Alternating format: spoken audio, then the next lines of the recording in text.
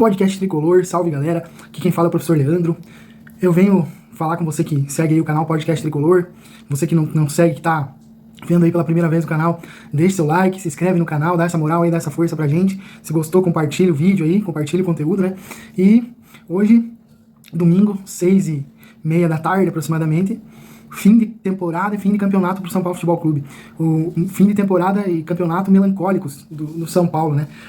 Uma vitória por 4-0, um resultado de 4-0 que é o resultado mais sem graça que poderia acontecer pro torcedor do São Paulo, porque o São Paulo conseguiu o resultado da vitória, conseguiu a pontuação, mas fica fora da vaga na pré-Libertadores por conta dos empates, né, que o São Paulo teve, o número de empates aí que o São Paulo teve no Campeonato Brasileiro, deixaram o São Paulo fora da Libertadores, né? E se o São Paulo tivesse 2 pontos a mais de qualquer um dos empates, hoje o São Paulo estaria um ponto na frente do time do Fortaleza, que acabou ficando com a 8ª vaga, e estaria classificado. Então, aqueles empates que muito se falava, empates bobos, né, do São Paulo, principalmente exatamente um empate no Morumbi contra o Goiás, né, dentro de casa, num jogo que o São Paulo estava ganhando até os últimos minutos, tomou gol no final, tomou empate.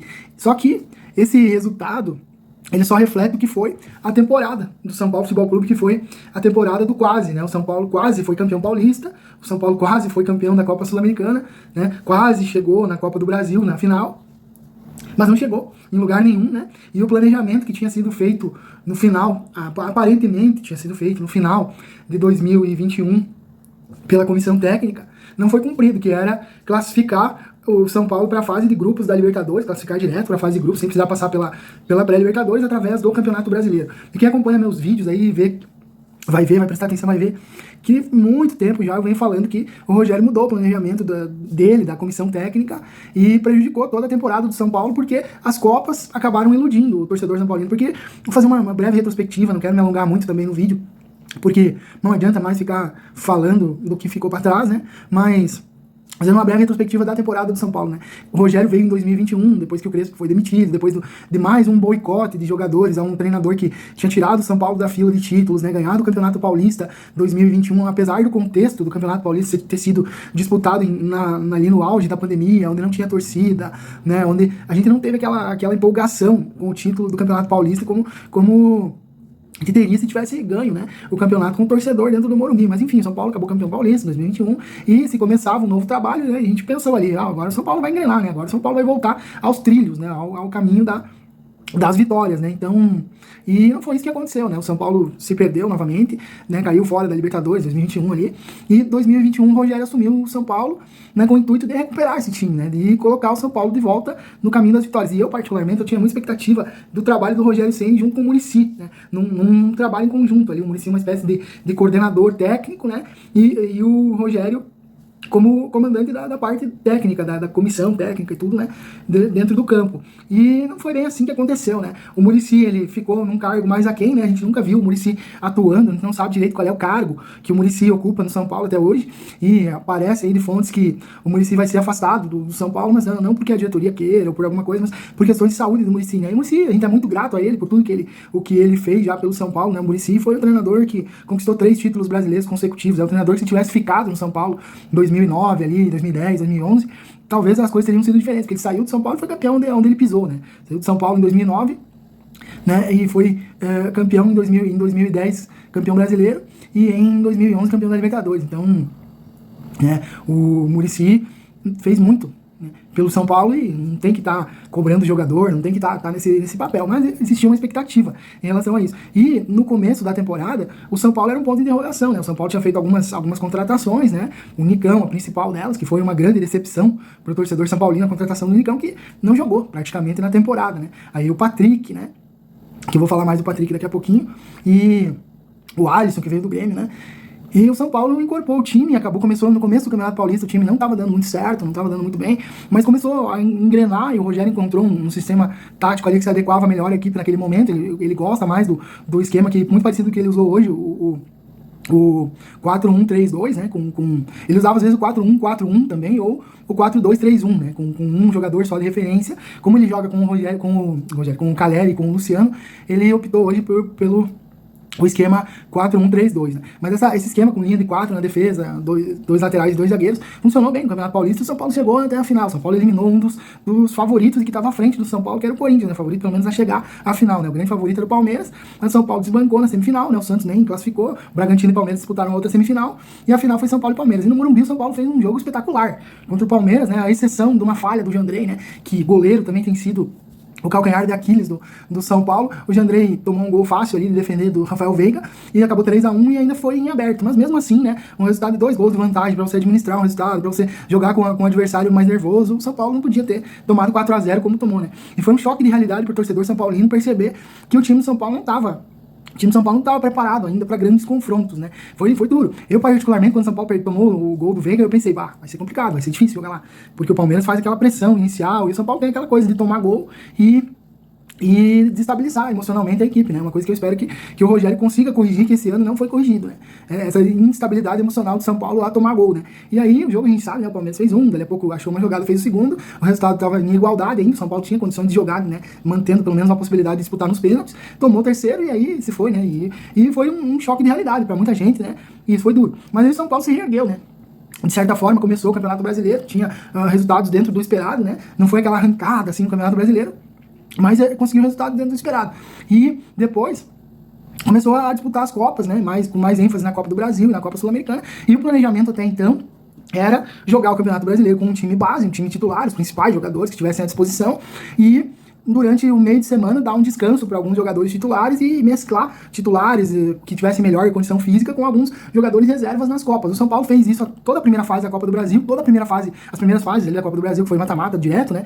E toda a primeira fase da Sul-Americana, o São Paulo fez isso, né? Até o duelo contra o Palmeiras, né? Que teve um jogo no Campeonato Brasileiro ali, que o São Paulo perdeu, que se o São Paulo tivesse ganho, e estava ganhando até os 46 do segundo tempo o jogo, o São Paulo estaria brigando por liderança no Campeonato Brasileiro. Eu tenho certeza que se o São Paulo tivesse ganho e não tivesse tomado aquela virada, o Rogério não ia colocar em risco a liderança do Campeonato Brasileiro para disputar a Copa do Brasil com o Palmeiras. Ele ia mudar a escalação e teria mudado, na minha opinião, o decorrer da temporada. Mas ali houve um equívoco, na minha opinião, do Rogério Ceni nesse ponto, nesse jogo, nesses 2 jogos contra o Palmeiras, que ele queria dar uma resposta pro torcedor de que o São Paulo poderia competir com o Palmeiras e mostrou que pode, mas muito dentro do Morumbi, fora do Morumbi, o São Paulo tem muita dificuldade contra o Palmeiras, porque o jogo da Copa do Brasil também, o São Paulo daí no jogo da Copa do Brasil, que foi 3, 4 dias depois da segunda-feira que o São Paulo tomou a virada, no jogo da Copa do Brasil, o São Paulo ganhou de 1-0, gol do Patrick, que começou a ser um dos protagonistas ali do São Paulo, junto com o Gabriel Neves também, que passou todo um período de adaptação e começou a ganhar espaço, porque tem qualidade, porque é um grande jogador, e eu vejo muito o Galopo nesse momento, né, e agora o Galopo teve uma oportunidade hoje, foi muito bem a partida de hoje, né, triste, ele, em fim de festa ali, né, fazer uma partida boa, mas já abriu um precedente pro ano que vem a gente ter um meio campo titular de gringos aí, com o Gabriel Neves e o Galopo, né, então, com a saída do Igor Gomes, né, abre-se uma posição aí no meio campo, não se sabe se o Luan vai ficar ou vai ser negociado, Pablo Maia também, então, o São Paulo, muita especulação, uma incógnita, né? Ainda algumas questões do elenco, né? Mas, para resumir essa temporada, né? As Copas iludiram o São Paulo. E o São Paulo passou pelo Palmeiras muito num jogo. Não vou usar a palavra sorte, porque sorte e azar é relativo, mas se o Rafael Veiga faz aquele terceiro gol do Palmeiras no Allianz, terminava o jogo ali. Ali, aquela bola mal chutada, aquele pênalti mal chutado, deu uma esperança ao São Paulo, que conseguiu achar um gol e conseguiu fazer o que tinha que ser feito no Campeonato Paulista, que era cozinhar o jogo e levar a decisão para os pênaltis. E aí nos pênaltis, o São Paulo não tinha nada para perder, passou pelo Palmeiras. O São Paulo acabou ajudando o Palmeiras, porque o Palmeiras teve mais tempo com menos desgaste do elenco, e mesmo o Palmeiras tendo um elenco muito melhor que o do São Paulo, se disputasse as 3 competições como o São Paulo disputou até o final, o Palmeiras teria dificuldade no Campeonato Brasileiro e não teria aberto a gordura que abriu para os adversários. Então muito do título do Palmeiras se deve a essa eliminação para o São Paulo na Copa do Brasil. Aí o Palmeiras pôde focar a total energias ali nas preparação para a Libertadores e nos jogos do Campeonato Brasileiro. E a Libertadores também mostrou que o Palmeiras não estava pronto para grandes confrontos. O Palmeiras acabou eliminado e focou no Campeonato Brasileiro e acabou campeão com sobra, né? E o São Paulo deixou o planejamento de lado, se iludiu com a Copa do Brasil, sofreu para passar do América nas quartas de final, bateu no Flamengo, bateu e voltou, né? Porque o São Paulo não tinha condições de jogar contra o Flamengo, se criou uma expectativa que o São Paulo pudesse fazer um bom jogo no Maracanã, no Morumbi contra o Flamengo no primeiro jogo, e com chance pro Maracanã. O São Paulo até jogou bem, mas a superioridade do Flamengo foi letal, né? O Flamengo criou 3, 4 oportunidades, fez 3 gols, né? No São Paulo, que saiu derrotado por 3-1. E a Copa Sul-Americana se tornou o principal alvo do São Paulo para salvar uma temporada que já estava prejudicada, porque a Copa do Brasil fez o São Paulo deixar para trás pontos importantes no Campeonato Brasileiro que eram perdidos por causa dessa mudança de planejamento. E essa mudança de planejamento, ela acontece no seguinte: a mudança do cronograma, porque pro torcedor que acha que o jogador tem que jogar bem todo jogo, né, tem que ter sempre um bom desempenho, é óbvio, o jogador profissional é cobrado para ter um bom desempenho, porém o calendário do Campeonato Brasileiro é muito extenso e jogar de 3 em 3 dias com pouco tempo de recuperação é muito complicado. Então, jogando cada 3 dias, por exemplo, jogando domingo, folgando na segunda, treinando na terça para jogar na quarta, só tem um diazinho ali do cronograma que dá para você fazer um treinamento com a equipe. E não pode ser um treinamento muito intenso para você não gerar um desgaste elevado no pré-jogo da equipe, que a equipe tem que ter um tempo de recuperação adequado para na quarta-feira, tá o horário, geralmente é à noite, tá em campo. Então, assim, time nenhum aguenta jogar 76 partidas como o São Paulo jogando com os jogadores principais da equipe. Precisa ter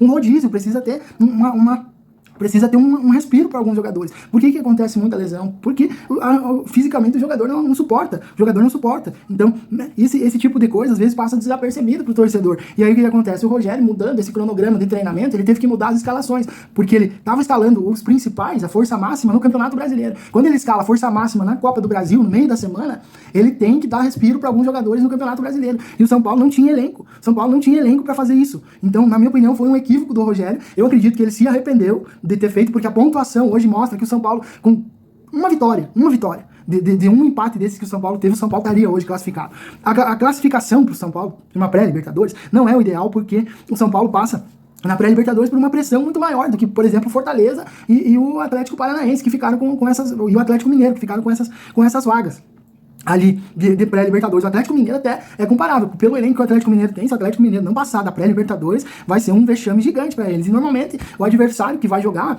é um adversário que é franco atirador, que não tem nada para perder e vai jogar sem compromisso, né? E o São Paulino sabe bem como que é isso na experiência que a gente teve em 2019. A partir de 2019, eu comecei a entender que não valia a pena mais eu criar expectativa com relação ao resultado do São Paulo antes que o resultado acontecesse.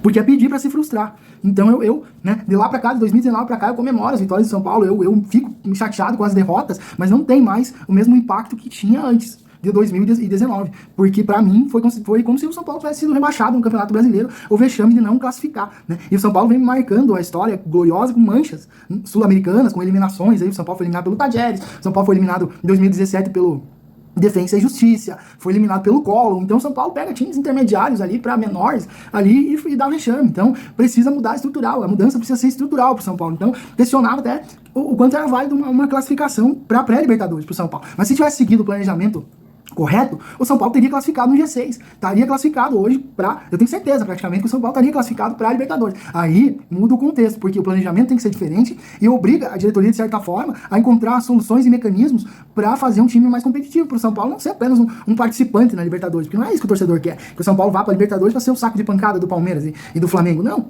o torcedor São Paulino quer ver o São Paulo competir, né? E esse time do São Paulo precisa dessa reestruturação, por isso que eu resolvi apoiar o Rogério Ceni nesse momento de carta branca, porque se tem alguém capaz de fazer a reestruturação que o São Paulo precisa interna, dentro do vestiário, sem contar a questão estrutural, né? Que, claro, muita coisa estrutural tem que mudar, tem que conselheiros, tem que sair da direção de futebol, que é uma coisa que vem contaminando o São Paulo já há anos, a gente vem batendo nessa tecla também, né? Muita coisa relacionada ao marketing do São Paulo tem que mudar para melhorar a renda, né? Muita coisa. Se eu fosse ficar aqui falando que o São Paulo precisa melhorar, eu fico aqui até amanhã nesse vídeo e vai ficar longo, né? Então, só para resumir, para concluir aqui a minha fala em relação ao 2022, São Paulo foi uma aposta errada do Rogério. Ele apostou nas Copas, a Copa Sul-Americana ficou como obrigação, se tornou obrigação, tanto que o próprio Rogério fala, quando o São Paulo no sufoco, passa pelo Ceará, no sufoco, olha o nível que o São Paulo chegou, passar por Ceará no sufoco, nos pênaltis, jogar uma semifinal contra o Atlético Goianiense, que estava brigando sempre e acabou rebaixado no Campeonato Brasileiro. E o São Paulo tomar 3-1 lá, fazer um dos piores jogos do São Paulo na temporada, e coincidentemente, os jogos piores que o São Paulo fez na temporada foram os jogos que tiveram mais exigência, né? A final do Campeonato Paulista foi horrível. Os jogos decisivos das Copas, o São Paulo fazia jogos muito mal, muito ruins, a exceção do jogo contra o América lá no Independência, que o São Paulo estava melhor e foi garfado no pênalti lá, na expulsão do Miranda, né? Que era pro São Paulo ter ganhado aquele jogo com sobra. A exceção desse resultado, o São Paulo pipocou, o time mostrou que não estava preparado para grandes confrontos, para momentos decisivos. Pipocou contra o Flamengo, né? Não soube jogar, não soube fazer a leitura do jogo contra o Flamengo, não soube jogar o jogo, né? Porque contra o Flamengo não dá para jogar de igual para igual. Nós estamos no Morumbi, o São Paulo não tem como jogar de igual para igual. Tem que fazer uma retranca dentro do Morumbi, não. Mas o São Paulo deu oportunidades pro Flamengo que não poderia ter dado. E o Rogério, no jogo anterior, o Rogério tinha alertado. O São Paulo tinha perdido pro Santos um jogo de 1-0. É um jogo que o São Paulo jogou muito mal, e o Rogério na coletiva falou, se errar como errou hoje, toma 3 do Flamengo, fácil, não foi o que aconteceu? Então, né, o torcedor critica bastante o Rogério, aí tem que dar uma pensada, né, nas coisas, ouvir um pouco melhor aí as coletivas, tentar entender um pouco mais a cabeça do treinador. Eu não sou assim um fã incondicional do Rogério, que eu sei que ele tem que melhorar algumas coisas, mas muita crítica que a gente ouve aí é crítica sem embasamento, crítica de alguém que vê o superficial, né, vê o que tá por cima, não consegue entender e assimilar um pouco melhor o que acontece nos bastidores, o que acontece, né? E o dia a dia do São Paulo é muito complicado. E estourou agora, esse final de ano, e depois daquela final, né? Que a Copa Sul-Americana acabou ficando como que um salvador da pátria para o São Paulo vencer a Sul-Americana. Se criou uma expectativa, uma pressão muito grande, e com certeza, sem dúvida nenhuma, teve um boicote por parte de alguns jogadores aí, porque, né, o São Paulo perdeu da forma que perdeu, sem lutar, sem brigar, e, né, um jogo também em que o Caleri teve algumas oportunidades ali que foi muito infeliz, né, no momento que precisava dos gols, e o Caleri é um cara que não dá para dizer que ele não se entrega, que o cara que disser que o Caleri não deixa a vida dele em campo cada jogo tá falando besteira, né? E então, foi muito complicado. O Rogério ficou muito abatido. Eu até achei que o Rogério pudesse abandonar o barco, né? Porque o Rogério vinha falando antes, inclusive, da derrota, que se não acontecesse o título, ele ia repensar se ele ia ficar no São Paulo ou não, inclusive abrindo mão da multa rescisória, né? E aí muita gente depois começou a cobrar e começou a querer que o Rogério fosse realmente mandado embora do São Paulo, né? E eu pergunto, né? Será que o treinador é realmente o problema do São Paulo? Se a gente fazer uma retrospectiva aí dos últimos treinadores que passaram pelo São Paulo, né? Diego Aguirre, em 2018, o São Paulo disputou a cabeça, a primeira posição ali do Campeonato Brasileiro, até faltando ali 5, 6 rodadas, né, pro final, e o treinador foi demitido com 5 rodadas do final, porque perdeu o elenco, porque, né, não tinha mais o controle do vestiário, assim foi noticiado, né? Depois do Diego Aguirre, né, teve a passagem do Cuca, que também não deu certo, né, cheio de contratações e né, muito jogador contratado, muito erro de gestão, né, onde o Leco realmente chutou o balde ali no último ano dele, também não deu certo, né, e acabou saindo do São Paulo. Depois do Cuca, o Fernando Diniz, e o final que a gente já sabe, 2020, né, perder a semifinal de Copa do Brasil, né, entregar o Campeonato Brasileiro com 7 pontos de vantagem, faltando 10 rodadas, né, pra mim foi uma entregada, né, tem muita coisa nos bastidores, porque a mudança da diretoria, não sei o que, mas enfim, né, e aí, depois o Crespo, né, foi campeão paulista, e depois o time começou a não jogar mais futebol, né, então, será que é o treinador realmente o problema? Pra mim fica esse questionamento, né, e aí, esse final de ano aí, estourou algumas coisas no São Paulo aí, né, o Patrick, o jogador chegou agora, tava tendo um destaque ali no São Paulo, né, fazendo alguns gols, é um bom jogador, mas quem é o Patrick, né, fez o que pelo São Paulo? Pra questionar o treinador, pra, né, bater o pé, pra, no intervalo de um jogo que o São Paulo tava ganhando, que se o São Paulo empatasse o jogo contra o Fluminense, o São Paulo hoje tava classificado pra pré-Libertadores, o Patrick faz aquilo, né, aí agora essa última ali do esporro no Pablo Maia, é óbvio que o elenco do São Paulo tá rachado, né, é óbvio, mas até quando eu pergunto pro torcedor São Paulino que o torcedor vai aceitar. E o Baby vem fazendo essa cobrança aí já há muito tempo. O Baby, o presidente da torcida tricolor independente, que tem jogador paneleiro no São Paulo e que o problema é os jogadores paneleiros do São Paulo. Ah, tem salário atrasado? Tem. É erro da diretoria? É. Não tô passando pano pra direção de forma nenhuma. Não tô passando pano. Eles têm que corrigir os erros. Mas e aí? Se o jogador também não colaborar, é o jogador que faz gol. Aí quem é que recebe a crítica? É o Rogério Ceni. O Rogério Ceni que é burro. Ele que não coloca o ciclano, não coloca o fulano, não sei o quê. Hoje eu percebi uma coisa, não sei se você que acompanhou o jogo compartilha comigo, percebeu a mesma situação. O Galo fez o gol e eu vi ali um jogador chegar perto dele pra comemorar e os outros. Então, né? O que será que tem? Será que eles ficaram com birrinha de estar com o salário atrasado e o São Paulo fazer um investimento pra contratar um jogador? Né? A gente sabe que aconteceu isso também na Libertadores, em 2016, que o time acabou se fechando ali e chegando nas semifinais da Libertadores, e quase que o São Paulo chegou na final. Na primeira fase tinha questão de salário atrasado, o Michel Bastos era um dos cabeças ali das panelinhas, né? Então, olha quanto tempo, 2016. Né? Então, e o São Paulo tinha contratado o Chiesa ali por 4 milhões, alguma coisa, e devendo para os jogadores. Então, os jogadores foram para cima, né? Então, assim, é erro das diretorias, mas e aí? Quanto tempo mais que o São Paulo vai aceitar panelinha de jogador, né, para prejudicar o clube? E aí o Casares resolveu dar carta branca ao Rogério Ceni para 2023. A temporada 2022, o reflexo dessa temporada foi um jogo de hoje, um 4-0, que não valeu de nada pro São Paulo, o time do quase. O time que nadou e morreu na praia. Né? 2022 não valeu de nada para o São Paulo, financeiramente não valeu de nada, porque todo investimento que foi feito mal se pagou, vai ficar alguma dívida ainda, né? E não estará na Libertadores no ano que vem, né? Terá que jogar praticamente da mesma forma como foi esse ano, e eu espero que tenha servido de lição pro Rogério para não errar o planejamento. O ano que vem o Campeonato Brasileiro vai ser muito mais competitivo do que é agora, né? Tem de volta 4 grandes aí, o Cruzeiro, o Grêmio, Vasco e Bahia, todos esses times reforçados, né? Vasco, Bahia com SAF, né? Bragantino com SAF, Botafogo com SAF, com investimento muito mais alto aí que vão fazer. Então, o campeonato ficou muito mais competitivo, mas o São Paulo tem condições de se organizar e fazer um campeonato para alcançar o objetivo que vai ser disputar a Libertadores em 2024 e formular um time competitivo para 2024 ter esse time pronto. Mas para isso, precisa passar pela reformulação, precisa passar pela limpeza. Se não limpar o elenco agora, não vai ter mais oportunidade. Então, assim, você torcedor que tá criticando o Rogério aí, pensa um pouquinho, né? Vamos esperar um pouco. Vamos esperar a temporada do ano que vem começar, né? Ele já, uma coisa que eu gostei muito que ele fez, ele já determinou, né? As férias dos jogadores de São Paulo vai ser no período da Copa do Mundo. Entram em férias hoje, né, amanhã, dia 14, e retornam para se reapresentar 30 dias depois, exatamente 30 dias, no dia 14 de dezembro.